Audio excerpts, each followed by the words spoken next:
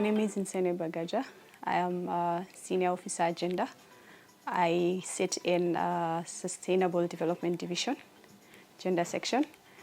And here at KenGen, my role involves different issues pertaining to gender.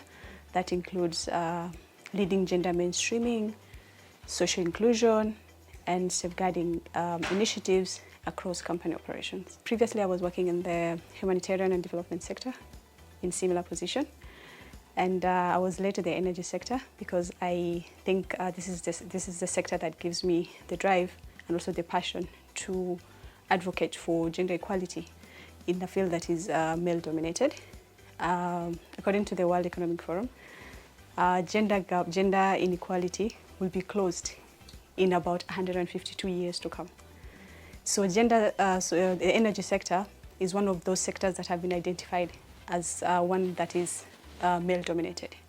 So for me, this is a huge challenge that I've taken it upon myself to take it up and advocate for women empowerment, inclusion of women and other vulnerable groups in the operations of the company, but also ensuring that our policies are gender sensitive, our workplaces are gender sensitive, and to ensure that at the end of the day, our programs are inclusive enough for the economic transformation of the country, but also the social transformation of our communities. Currently, my typical day looks like I wake up, come to work, and I review documents, specifically policies, to ensure that they're gender sensitive, number one. Number two, I am involved in review of assessments, specifically environmental and social impact assessments that the company is working on. I also review strategies to ensure that they're also gender sensitive.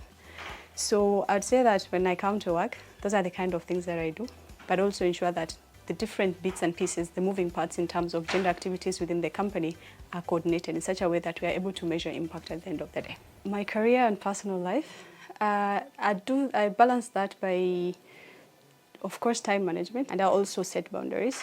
When it comes to work, I manage my time well, but I also set boundaries to ensure that the work that I do doesn't really prevent me from enjoying life as I should.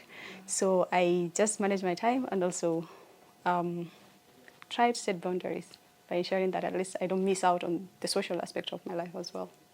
Gender issues are social issues, and these are actually, they are kind of bent in the way we've been socialized. So that also includes the norms that we've been brought up in. So I find that working on gender projects or gender initiatives would require most of us to dismantle those norms that are a bit retrogressive.